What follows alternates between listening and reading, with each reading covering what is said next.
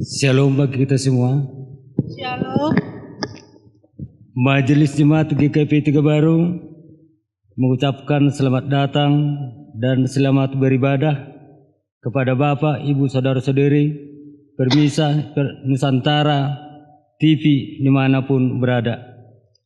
Doa dan harapan kami kiranya melalui ibadah Minggu Advent ketiga ini, iman dan pengharapan kita dikuatkan oleh Tuhan Yesus Kristus, Raja Gereja.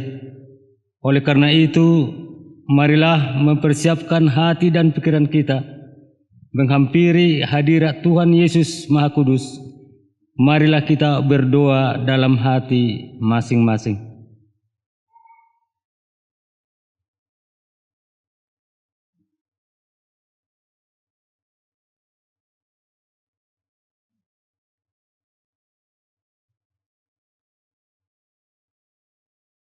Amin. Kita angkat pujian melalui Kidung Jemaat nomor 79 ayat 1 sampai 3.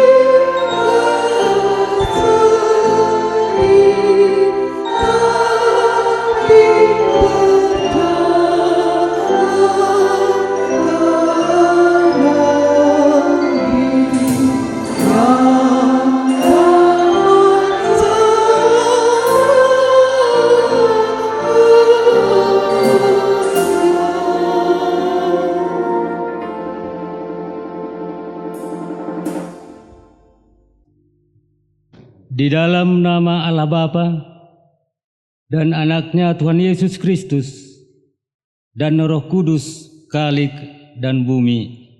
Amin. Angkatlah kepalamu, hai pintu-pintu gerbang, dan terangkatlah kamu, hai pintu yang beradab-adab, supaya masuk ke Raja Kemuliaan. Siapakah itu Raja Kemuliaan? Tuhan perkasa dalam peperangan. Angkatlah kepalamu, hai pintu-pintu gerbang, dan terangkatlah kamu, hai pintu yang beradab-adab, supaya masuk ke Raja Kemuliaan. Siapakah dia itu Raja Kemuliaan? Tuhan semesta alam, dialah Raja Kemuliaan. Haleluya.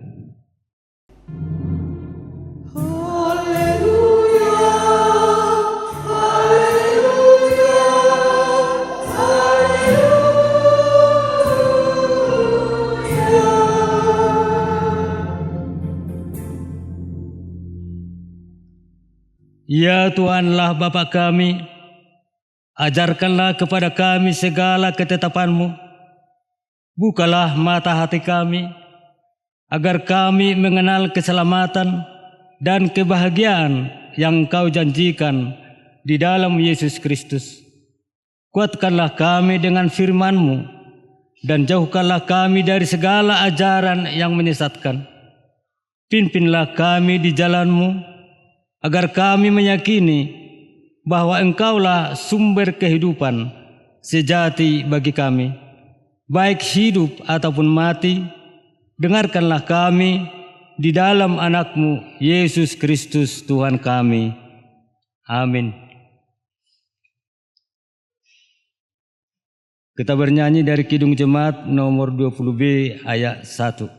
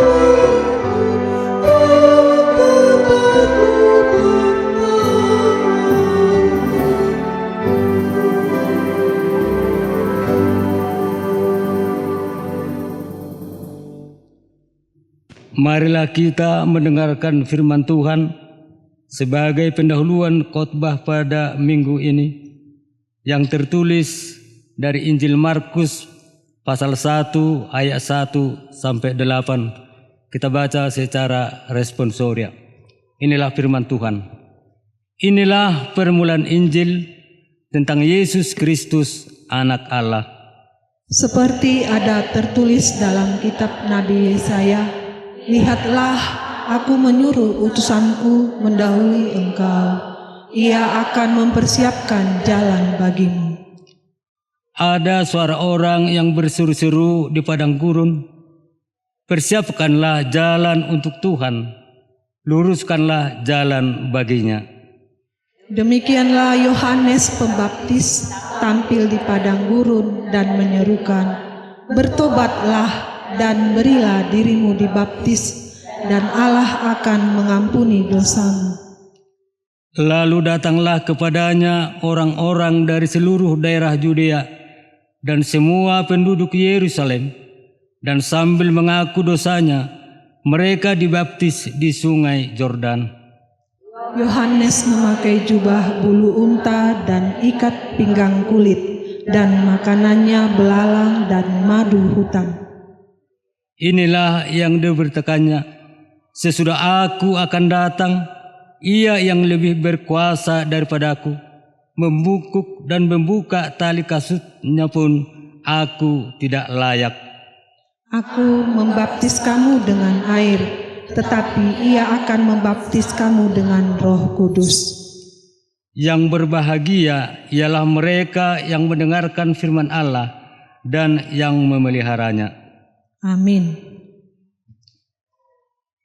Kita puji Tuhan melalui kor seksi wanita.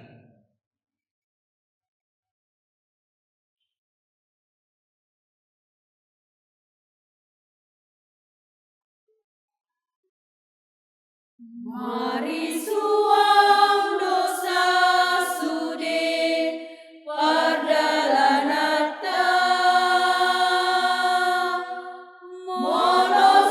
monosomian betahe holong niroha ai holongi dosa sude pangaripuna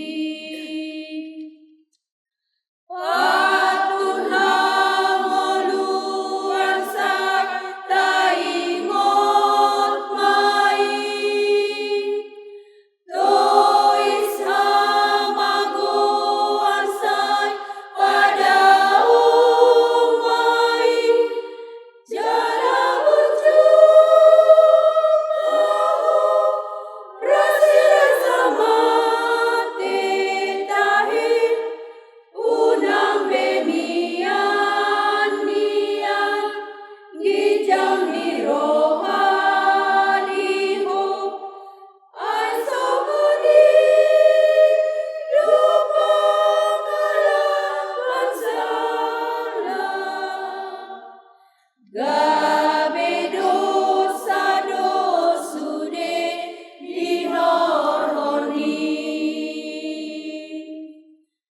ajar honi tua kana uposo sutumani bilsian hasitonga asa martuahu nuana arisogon jaloan mapasupasuni Tuhani asa martuahu nuana arisogon jaloan mapasupasuni Tuhani.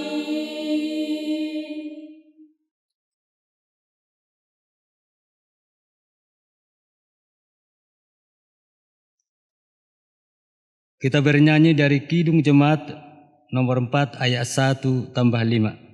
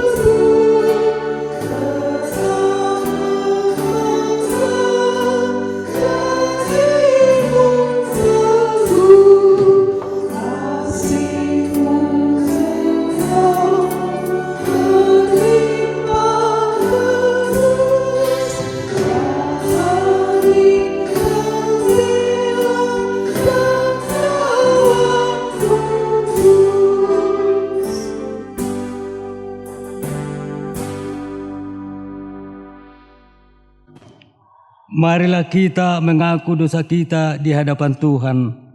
Marilah kita berdoa.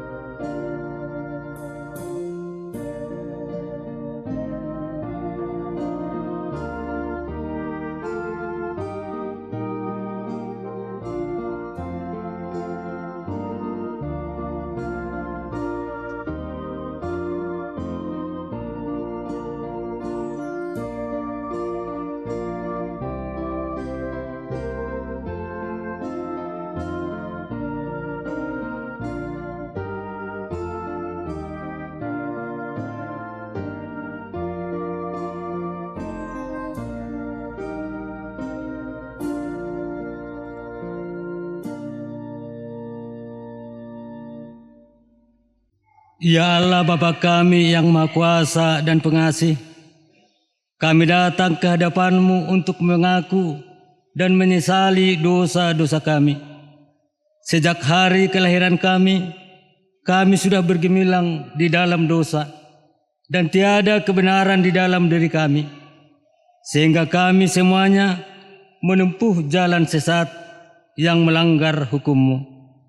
Tetapi kami sadar dan hendak menyerahkan diri kepadamu, karena kami yakin bahwa Engkaulah Tuhan yang Maha Pengasih dan Penyayang, Engkau tidak menghendaki kami binasa, melainkan menawarkan pengampunan dosa dan kehidupan baru oleh kasih setia Anak-Mu, Tuhan Yesus Kristus, Juru Selamat kami.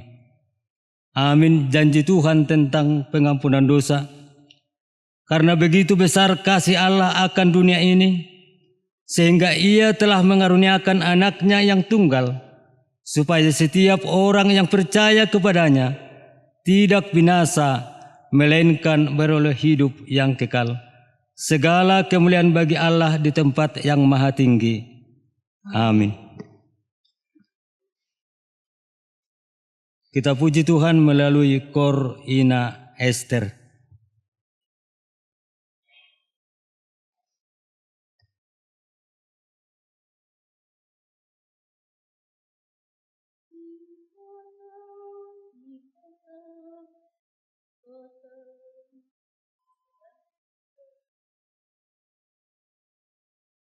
Si patamolohu bilang-bilangi ari-ariku yo jodoh magopo marisua inorhoni najais Sobinoto mamake lau sumari honmoluku.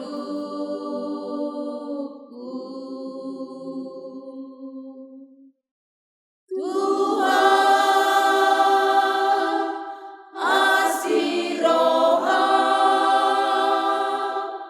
diawon berdosa inagale jalan terpodo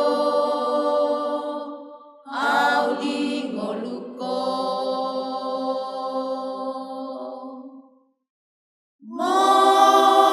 molahu bilang-bilangi dengan bahasa nang asiniroha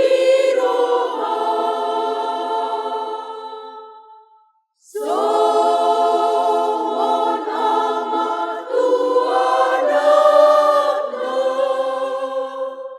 Holong ni roham Tuhanion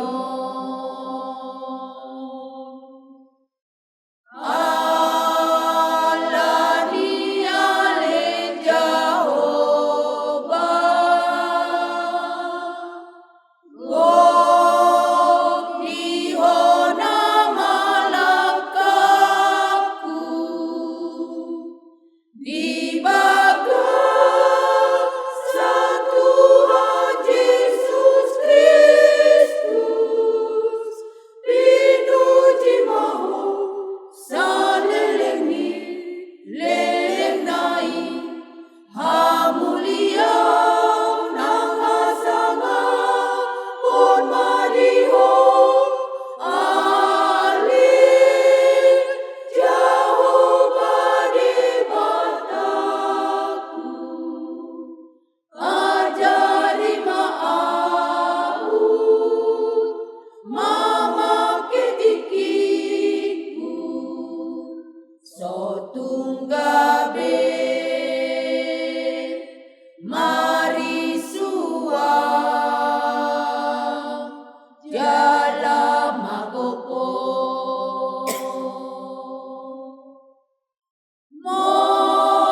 molahu bilang-bilangi dengan bahasa nang asiniroha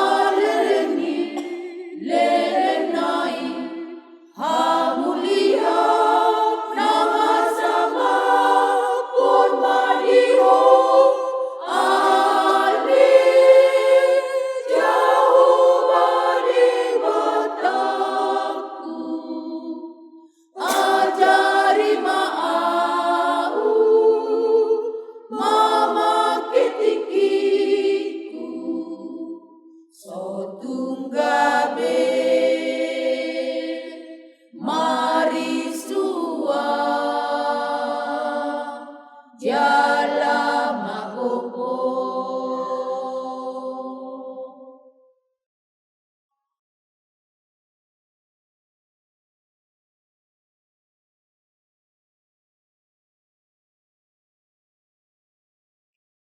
Kita bernyanyi dari PKJ nomor 130 ayat 1 sampai 3.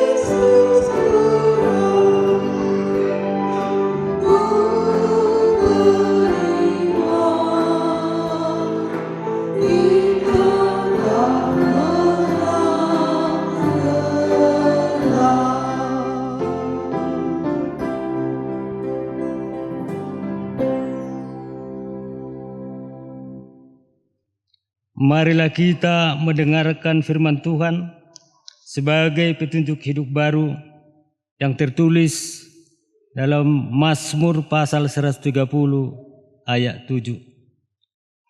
Berharaplah kepada Tuhan, hai Israel, sebab pada Tuhan ada kasih setia dan Ia banyak kali mengadakan pembebasan. Marilah kita bersama-sama memohon kekuatan yang dari Tuhan.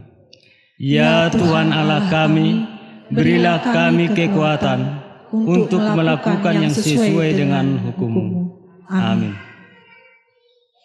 Kita puji Tuhan melalui vokal grup Harmoni Voice.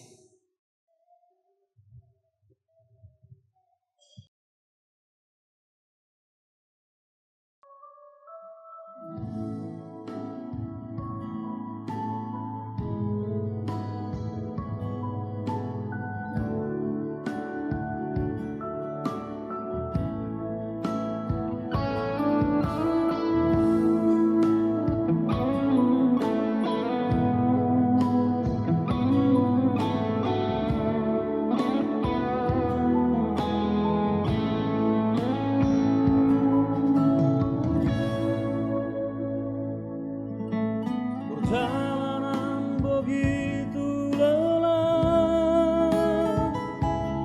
seakan tak ada harapan. Termenung meratapi semua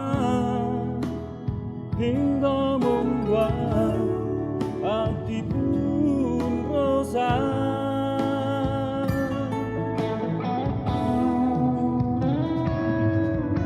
Mungkinkah masih ada cara untuk merubah segalanya?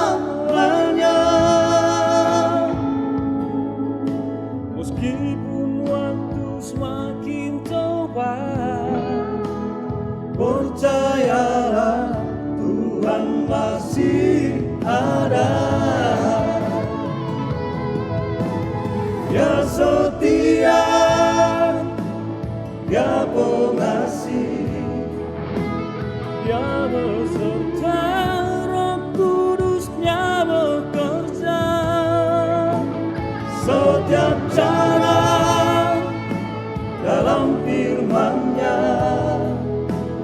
Percayalah Tuhan masih ada.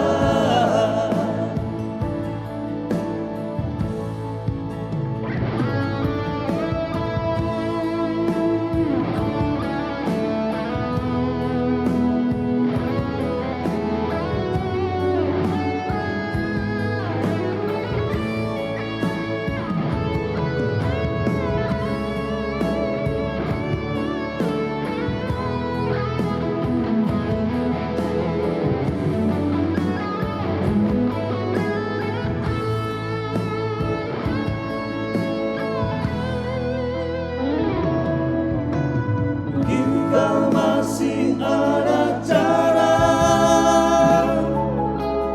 untuk merubah segalanya. Meskipun waktu semakin cepat, percayalah Tuhan masih ada. Dia setia, Dia pengasih, Dia beserta Roh Kudus-Nya bekerja.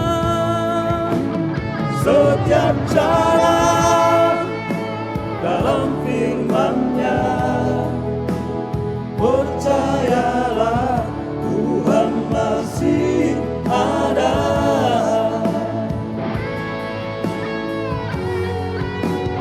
Nyatakanlah segalanya, semua keluh kesahmu kepadanya. Jangan pernah ragu padanya. Tuhan Yesus sanggup pulihkannya. Jangan pernah ragu padanya. Tuhan Yesus sanggup pulihkannya. Tuhan Yesus sanggup pulihkannya.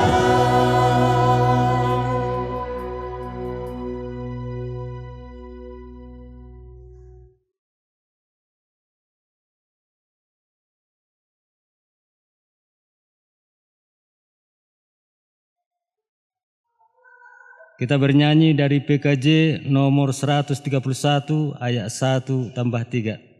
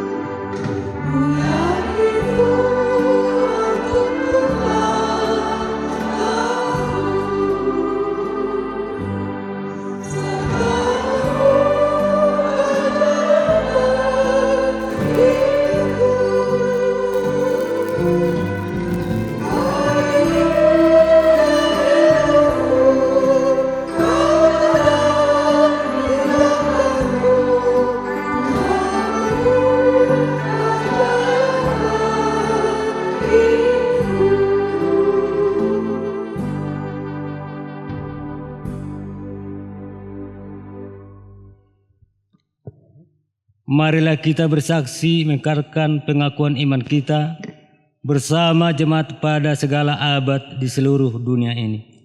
Aku percaya kepada Allah Bapa yang Maha Kuasa, Khalik langit dan bumi. Aku percaya kepada Yesus Kristus, anaknya yang tunggal Tuhan kita, yang dikandung daripada Roh Kudus, lahir dari anak darah Maria, yang menderita di bawah pemerintahan Pontius Pilatus, disalibkan, mati dan dikuburkan, turun ke dalam kerajaan maut, pada hari ketiga bangkit pula dari antara orang mati, naik ke surga, duduk di sebelah kanan Allah Bapa yang Maha Kuasa, dan akan datang dari sana untuk menghakimi orang yang hidup dan yang mati. Aku percaya kepada Roh Kudus, gereja yang kudus dan am, persekutuan orang kudus, pengampunan dosa, kebangkitan daging, dan hidup yang kekal. Amin.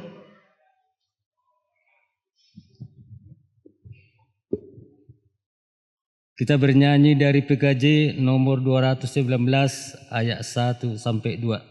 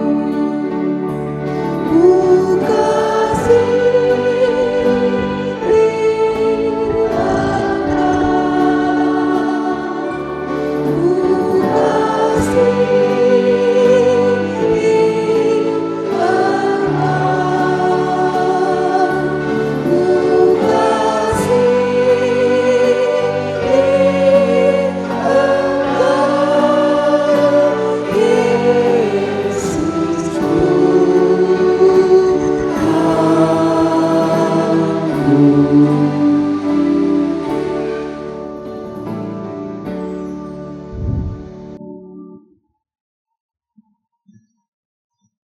sejahtera yang dari Allah Bapa, yang melampaui segala akal dan pikiran, itulah yang menyertai kamu di dalam Kristus Yesus Tuhan kita. Amin.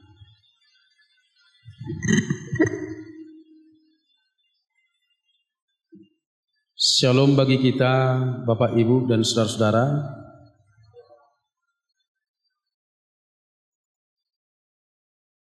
Pada hari ini, Minggu Advent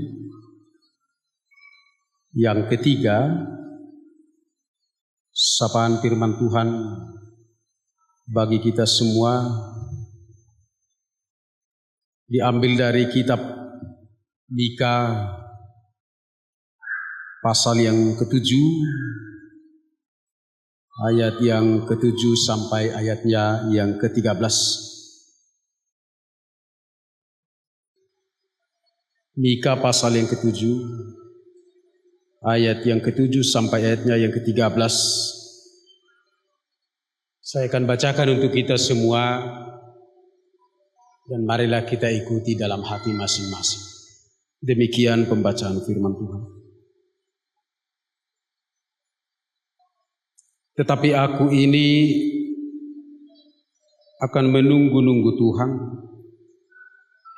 akan mengharapkan Allah yang menyelamatkan aku. Allahku akan mendengarkan aku. Janganlah bersukacita atas aku, hai musuhku. Sekalipun aku jatuh, aku akan bangun pula. Sekalipun aku duduk dalam gelap, Tuhan akan menjadi terangku. Aku akan memikul kemarahan Tuhan, sebab aku telah berdosa kepadanya, sampai Ia memperjuangkan perkaraku dan memberi keadilan kepadaku, membawa aku ke dalam terang, sehingga aku mengalami keadilannya. Musuhku akan melihatnya, dan dengan malu ia akan menutupi mukanya. Dia yang berkata kepadaku, "Di mana Tuhan Allahmu?" Mataku akan memandangi dia. Sekarang ia diinjak-injak seperti lumpur di jalan. Akan datang suatu hari bahwa pagar tembokmu akan dibangun kembali. Pada hari itulah perbatasanmu akan diperluas. Pada hari itu orang akan menghadap engkau dari Asyur sampai Mesir, dari Mesir sampai sungai Efrat, dari laut ke laut, dari gunung ke gunung. Tetapi bumi akan menjadi tandus oleh karena penduduknya, sebagai akibat perbuatan mereka. Demikian pembacaan firman Tuhan. Bapak, Ibu, dan saudara-saudara yang terkasih, seluruh pemirsa Nusantara TV dimanapun berada yang kami kasihi dan kami cintai. Yang menjadi tema daripada ibadah kita saat ini diambil berharap kepada Allah yang menyelamatkan. Berharap kepada Allah yang menyelamatkan.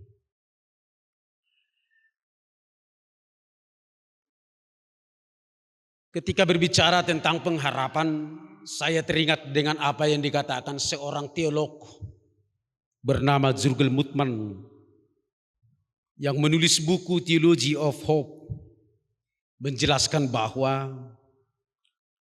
pengharapan adalah suatu dorongan transformasi yang fokus utamanya adalah intervensi ilahi.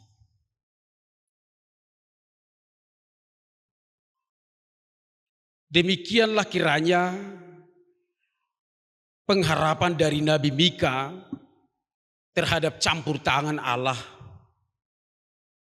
Ketika pada masa itu umat Israel telah jatuh ke dalam dosa dan kejahatan.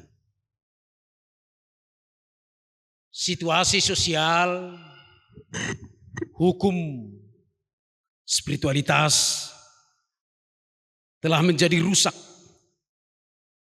oleh karena berbagai kejahatan-kejahatan manusia pada masa itu. Untuk melihat bagaimana rusaknya kehidupan atau tatanan sosial, boleh kita baca pada ayat yang pertama sampai ayat yang ke-6. Mika 7 ayat 1 sampai 6.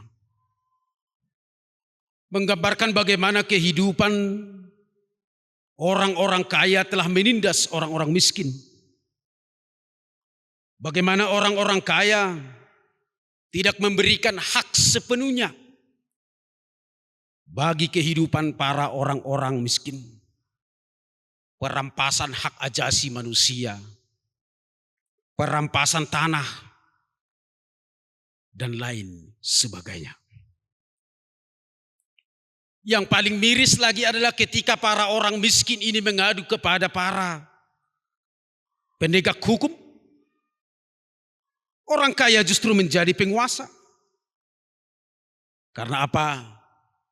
Karena pada masa itu juga orang kaya dapat membeli hukum sesuai dengan kehendaknya, sehingga keadilan tidak ada di tengah-tengah kehidupan masyarakat pada saat itu. Dari segi spiritualitas atau iman, orang Israel atau secara khusus Yehuda, mereka beribadah. Mereka memberi persembahan, mereka memuji Tuhan. Tetapi di balik dan di samping semuanya itu, mereka juga menyembah berhala-berhala. Itulah beberapa gambaran-gambaran keadaan kehidupan sosial. Dan yang paling hancur yang terjadi pada masa itu adalah adanya rasa saling tidak percaya di antara orang tua dengan anak, di antara sesama saudara. Karena apa? Karena dosa egoisme yang telah merusak kehidupan Israel pada masa itu. Nah, Bapak, Ibu, dan saudara-saudara, pemirsa Nusantara TV yang kami kasihi dimanapun berada. Di tengah situasi itulah Nabi Mika menyuarakan pengharapan pemulihan Yehuda yang datangnya dari Tuhan. Kenapa itu boleh timbul? Kenapa itu boleh terjadi? Secara umum Bapak, Ibu, dan saudara-saudara, biasanya pengharapan timbul adalah karena ada bibit-bibit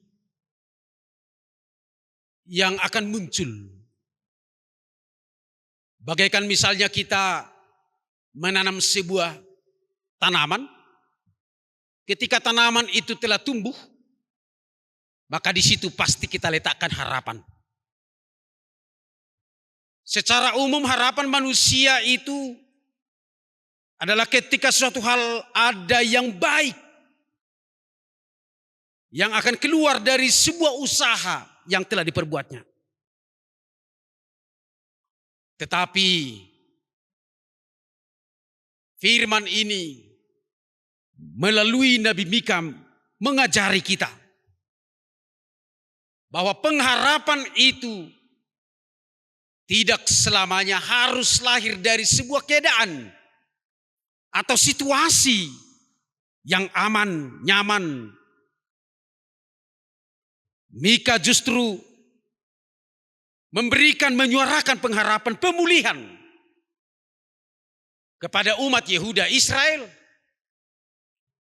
Sekalipun kehidupan umat itu sudah sangat hancur, sekalipun kehidupan mereka dari segi sosial, dari segi ekonomi, dari segi hukum politik, dan kasih persaudaraan sudah sangat rusak, moralitas mereka telah hancur.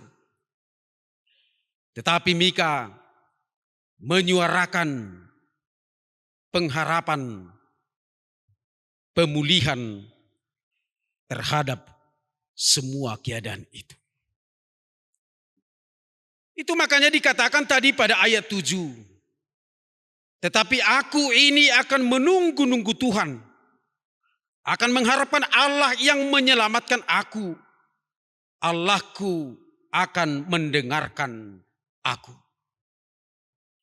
Artinya di situ Mika mengajari kita bahwa bagaimana Mika itu pengharapannya lahir dari sebuah eksistensi iman. Keberadaan iman yang sesungguhnya. Mika dalam pengharapannya berpusat pada Allah. Bukan berpusat dan tergantung pada keadaan.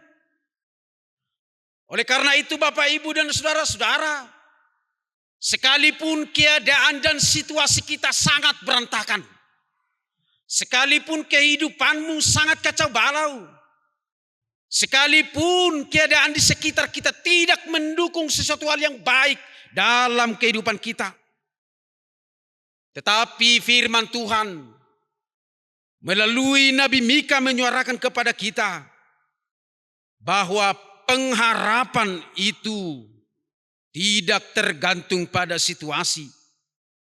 Pemulihan itu akan keadaan yang kacau balau. Tidak tergantung pada keadaan kita. Tetapi tergantung pada iman kita kepada Tuhan. Itu dulu yang harus kita pegang sebagai orang percaya. Itulah yang menjadi pedoman dalam kehidupan kita. Karena hidup kita tidak selamanya diperhadapkan dalam kedamaian, dalam ketenangan. Bahkan dunia ini sebagai tempat tinggal kita satu-satunya. Penuh dengan kekacauan, kerusakan moral. Tetapi di situ kita dipanggil melalui firman ini bahwa pemulihan itu tidaklah mustahil untuk boleh terjadi dalam kehidupan kita. Kedamaian itu, sukacita, damai sejahtera Allah tidaklah mustahil dapat terjadi ketika kita boleh senantiasa hidup dalam berpengharapan iman yang benar kepada Allah kita. Oleh karena itu Bapak, Ibu, dan saudara-saudara, pemirsa Nusantara TV yang kami kasihi. Tentu ketika berbicara tentang pengharapan itu pasti diperhadapkan dengan berbagai namanya ujian dan tantangan. Kita boleh juga melihat beberapa contoh Alkitab yang menyatakan tentang pengharapannya senantiasa kepada Allah. Seperti Abraham misalnya. Abraham yang senantiasa percaya kepada janji Tuhan. Yang senantiasa berpengharapan kepada Tuhan. Tentang kelahiran anaknya Ishak. Kurang lebih dia 25 tahun menunggu. Setiap hari berpengharapan. Setiap hari dia selalu ingat akan janji-janji Tuhan. Dan ketika iman yang benar berpengharapan kepada Tuhan. Iman yang mengenal Tuhan. Diletakkan pengharapan yang kuat dan tangguh. Maka pemulihan kebaikan bukanlah sesuatu hal yang mustahil dalam kehidupan kita. Oleh karena itu Bapak, Ibu dan saudara-saudara, itulah yang menjadi pegangan kita. Kalaupun di tengah-tengah kehidupan keluarga banyak hal yang kita gumuli, banyak cita-cita kita yang belum terjawab, mari melalui firman ini kita dipanggil untuk senantiasa menunjukkan kebenaran iman kita yang bersandar pada Tuhan kita. Sebab bagi Tuhan tidak ada yang mustahil. Nah Bapak, Ibu dan saudara-saudara, pemirsa Nusantara TV dimanapun berada, di dalam konsep pengharapan itu, Nabi Mika menyadari tentang struktur dalam PL, yaitu kejatuhan dari pemberontakan.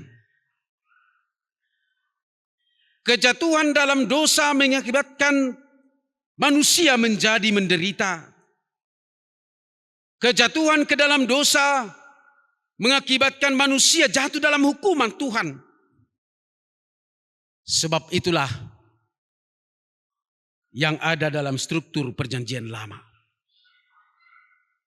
Ketika umat berbuat dosa, maka mereka akan dihukum oleh Allah.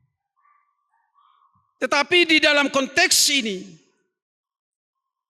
Nabi Mika tidak larut di dalam dosa, penderitaan dan hukuman itu. Dia justru menyuarakan, menggambarkan bahwa penderitaan itu, hukuman itu tidaklah abadi atau kekal dalam hidup umat Allah. Itu yang dikatakan di dalam ayat yang ke-8. Dia mengatakan, janganlah bersuka cita atas aku, hai musuhku. Sekalipun aku jatuh, aku akan bangun pula.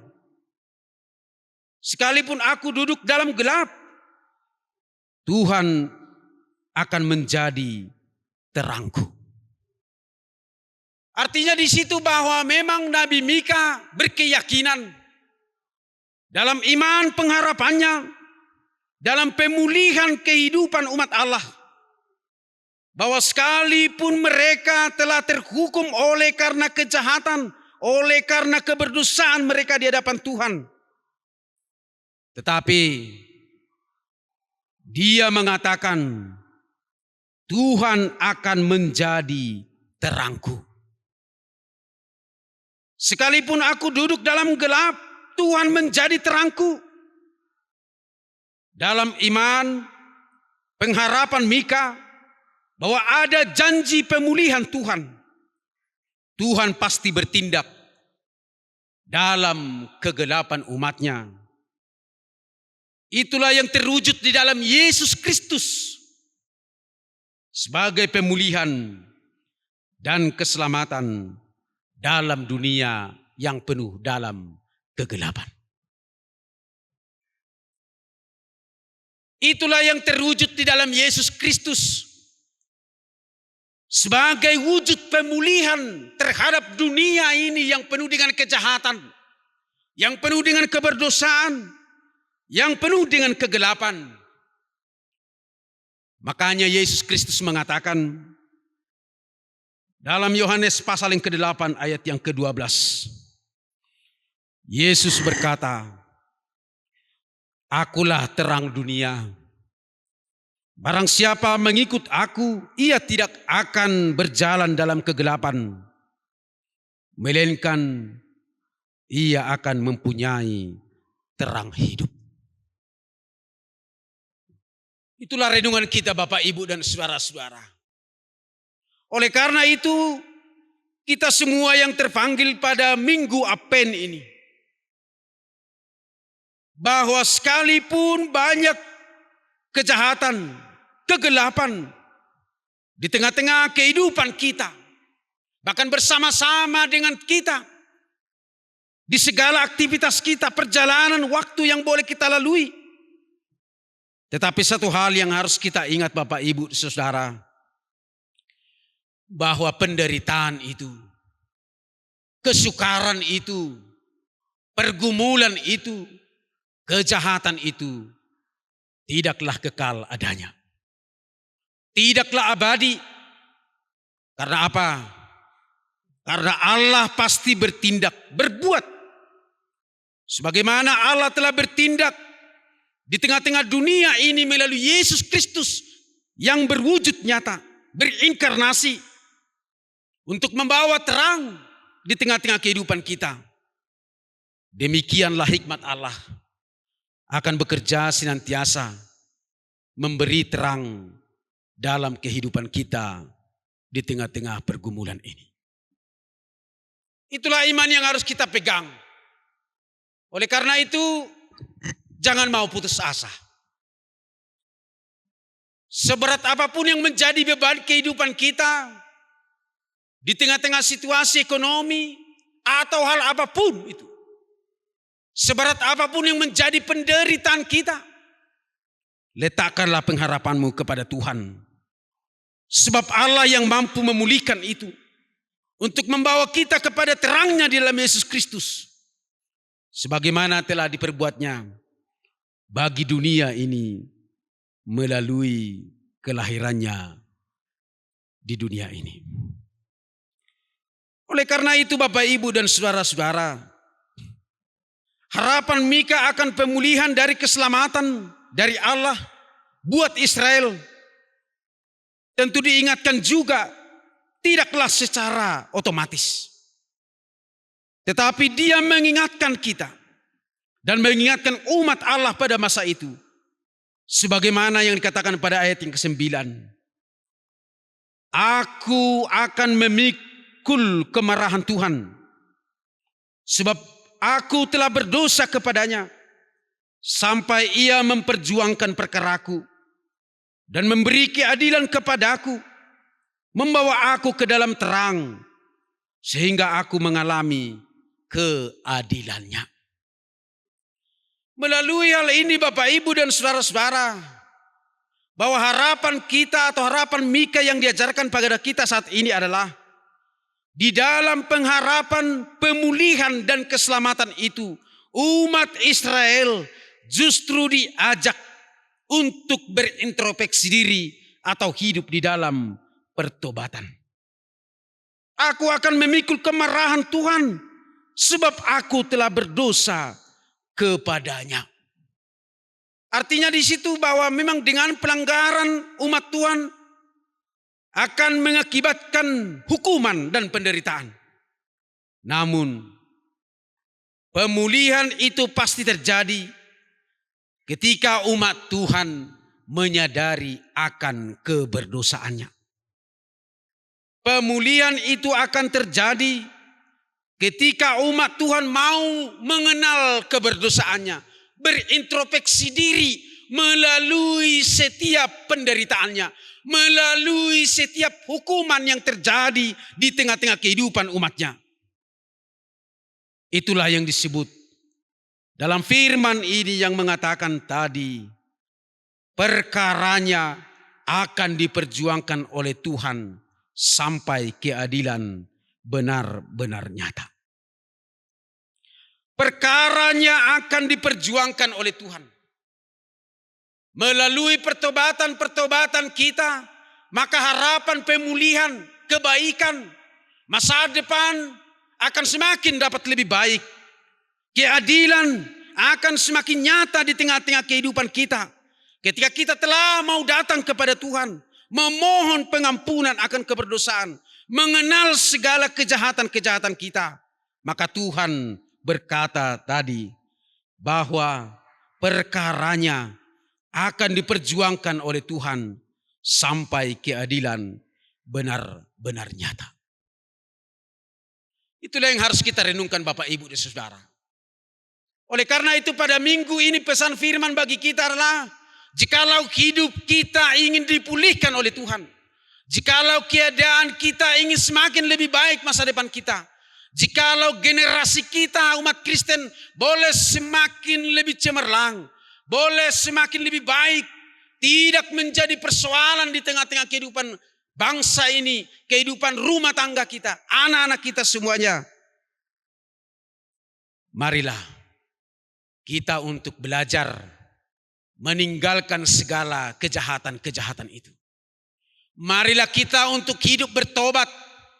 Marilah kita untuk hidup introspeksi diri ketika kita selalu hidup di dalam kekurangan dan keberdosaan kita.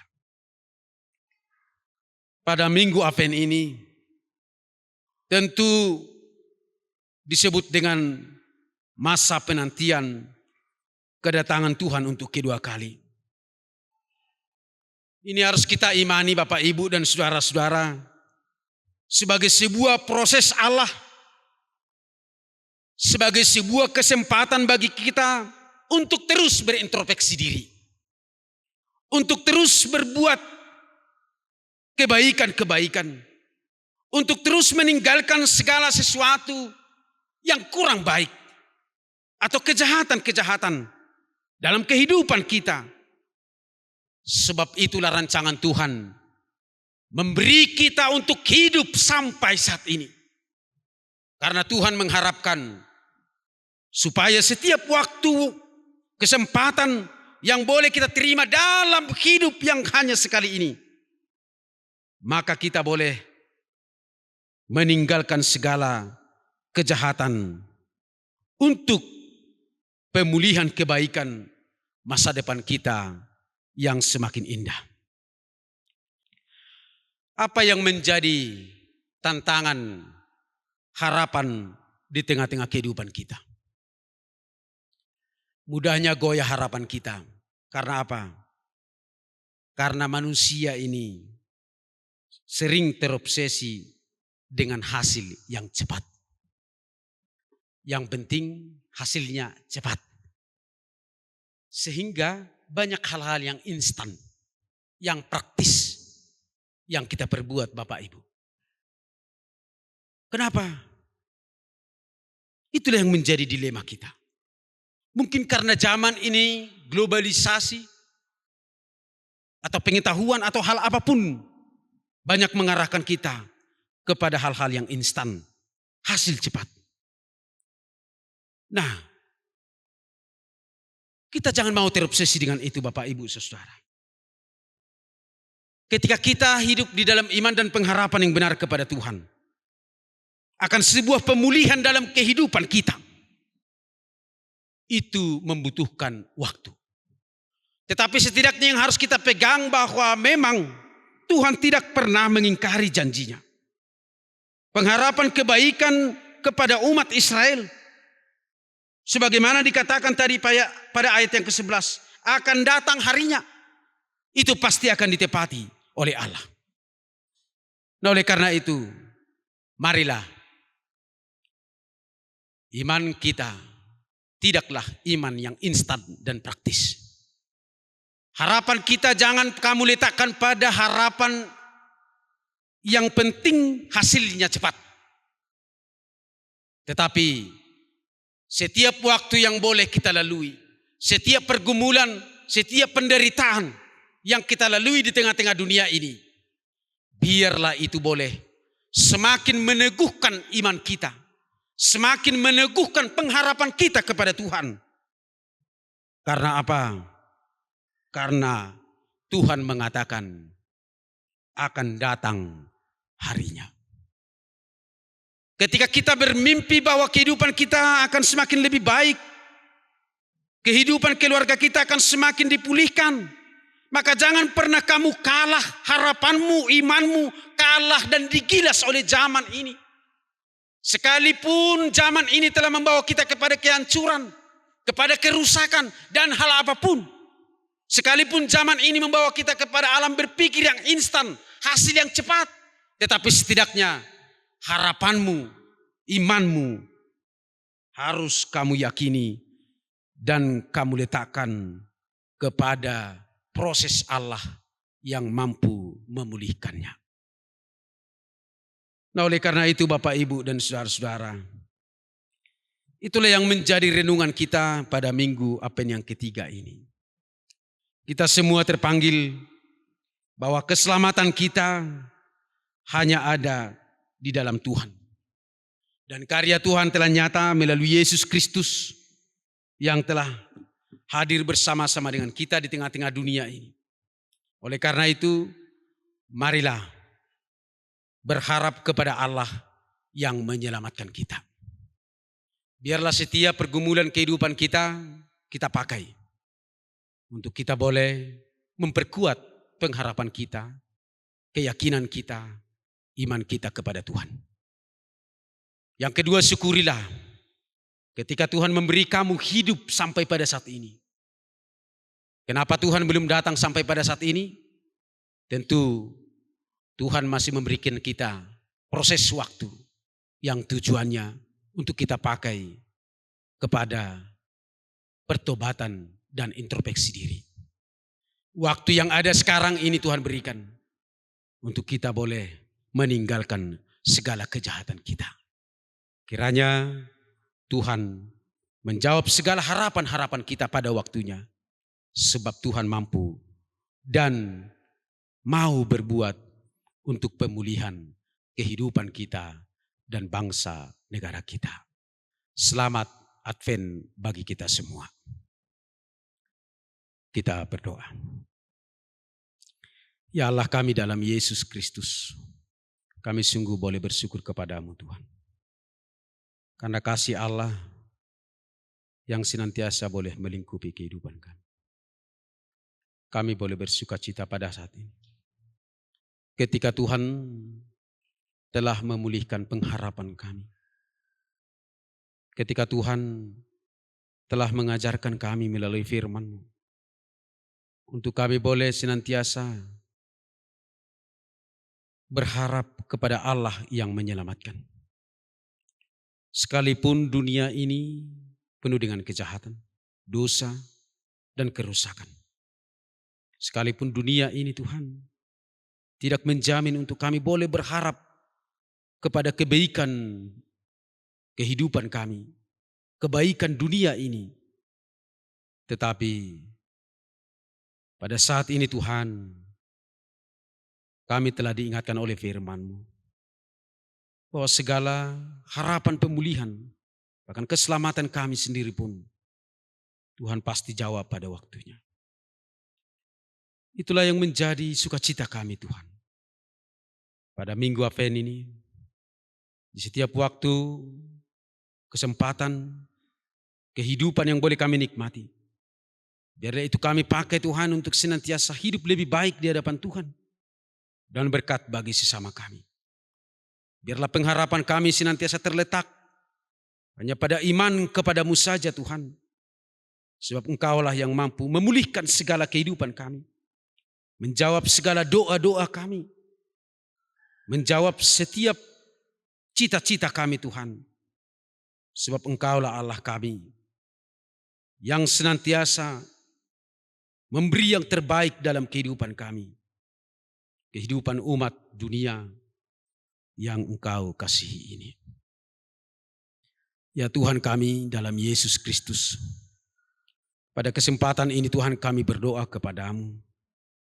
Buat saudara-saudara kami Tuhan yang mengalami bencana, banjir bandang, dan juga tanah longsor di Tapanuli Tengah, Tapanuli Selatan, dan Tapanuli Utara. Biarlah pengharapan mereka ketika kesesakan itu, penderitaan itu, pergumulan itu, mereka alami nyata dalam kehidupannya. Biarlah pengharapan mereka Tuhan hanya kepadamu saja. Biarlah iman mereka Tuhan melalui penderitaan itu semakin kokoh berdiri. Terletak hanya pada Tuhan saja. Sebab kami yakin bahwa hanya daripadamu-lah pemulihan itu boleh terjadi. Bahwa hanya daripadamu-lah Tuhan kebaikan-kebaikan para saudara-saudara kami, kehidupan mereka boleh terjadi. Sebab Engkaulah Allah kami, tempat sandaran dari segala pergumulan kehidupan kami. Secara khusus saudara-saudara kami yang mengalami banjir bandang dan tanah longsor. Biarlah kiranya Tuhan, sekalipun mereka telah mengalami begitu beratnya penderitaan itu, tetapi mereka tidak putus harapan. Mereka tidak luput untuk berdoa. Mereka tidak pasrah dengan keadaan. Tetapi biarlah iman dan harapan mereka menyala hanya kepadamu saja. Sebab kasih Allah, kami yakin dan percaya, senantiasa melingkupi mereka. Ibadah kami pada saat ini, biarlah ini menjadi dupa yang harum di hadapan-Mu. Dan berkatilah kami semuanya Tuhan, untuk kami boleh menjadi orang-orang yang terbaik bagi sesama kami. Berkatilah kami Tuhan, untuk kami boleh melakukan apa yang telah Engkau berkati dalam kehidupan kami, sehingga segala sesuatu dalam kehidupan kami ini menjadi sukacita bagi sekitar kami dan bagi kemuliaan nama-Mu saja. Terpujilah nama-Mu Tuhan. Dalam Yesus Kristus kami berdoa kepadamu. Amin.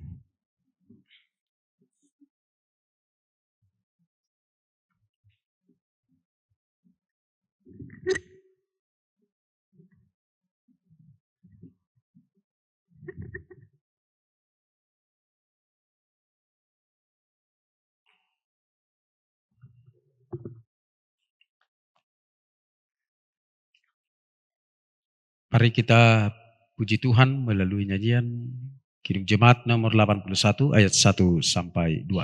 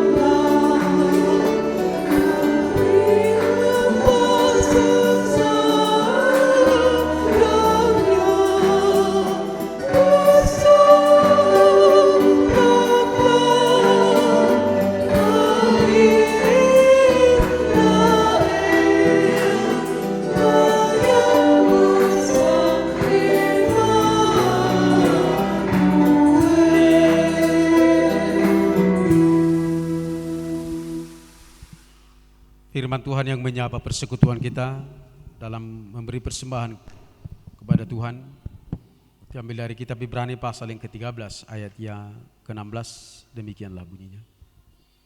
Dan janganlah kamu lupa berbuat baik dan memberi bantuan, Sebab korban-korban yang demikianlah yang berkenan kepada Allah. Amin. Mari kita memberi persembahan kita.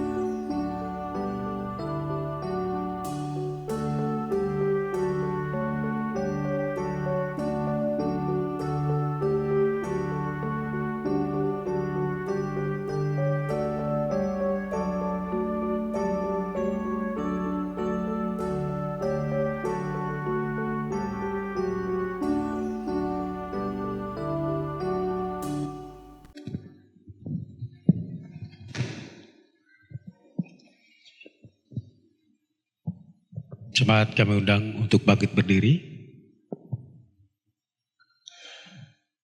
Marilah kita menyerahkan persembahan kita kepada Tuhan. Kita berdoa. Ya Allah Bapa kami yang ada di surga, kami mengaku dengan setulus hati, Engkaulah sumber segala berkat dan karunia dalam hidup kami. Di sini kami mempersembahkan kurban syukur kami kepadamu. Terimalah persembahan umat-Mu, dan berkatilah menjadi alat kesaksian, persekutuan, dan pelayanan jemaat-Mu ini. Jadikanlah hidup kami persembahan yang berkenan kepadamu, dan pakailah hidup kami untuk turut menghadirkan tanda-tanda kerajaan-Mu, kasih, keadilan, damai sejahtera, dan sukacita. Bukalah hati kami oleh Roh Kudus-Mu, agar kami senantiasa mengucapkan syukur kepadamu, di dalam nama Yesus Kristus, Tuhan kami. Amin.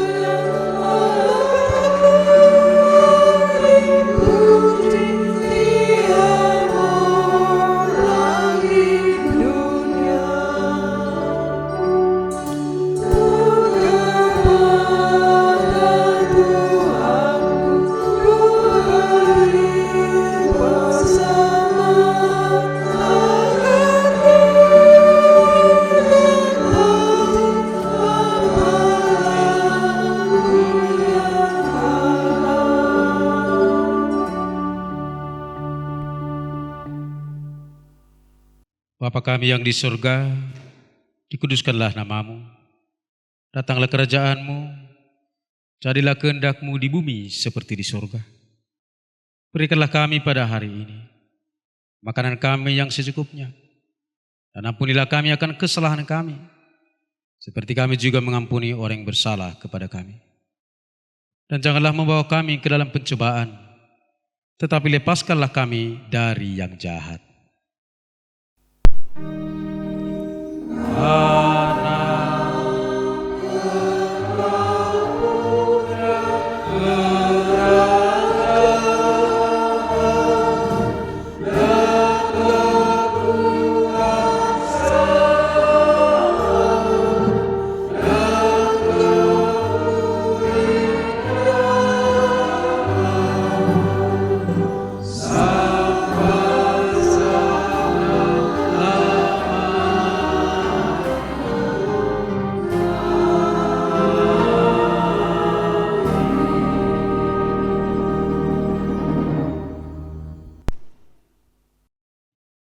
Tuhan memberkati dan melindungi engkau.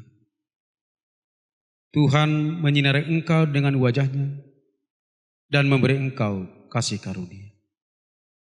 Tuhan menghadapkan wajah-Nya kepadamu dan memberi engkau damai sejahtera. Amin.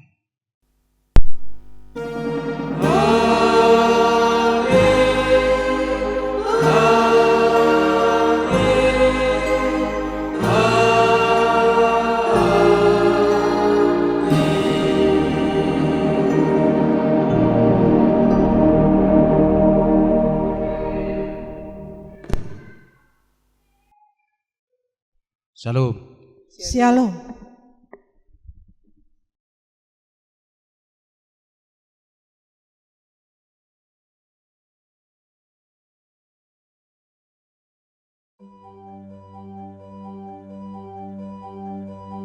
Yang pertama, setelah terbentuknya GKP di kantor pusat Jalan Kapten Evastorus, maka pengurus-pengurus kantor pusat datang ke Tegabaru pada bulan Januari pada tanggal 20/1/1965.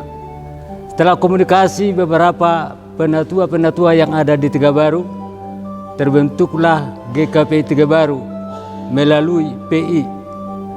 Yang pertama melakukan ibadah tanggal 24 Januari 1965, yaitu di rumah Opung Rimbun Simaibang ataupun Jalan Singamaraja Tegabaru. Setelah adanya komunikasi bersama-sama masyarakat di Tegabaru, maka terjadilah kebersamaan dan bersatulah untuk membentuk berdirinya Jemaat GKP Tegabaru yang berada di Sukian Nagodang ataupun di Tegabaru ini.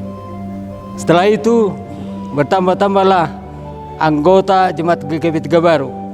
Yang pertama yang berdirinya melalui PI 14 kepala keluarga.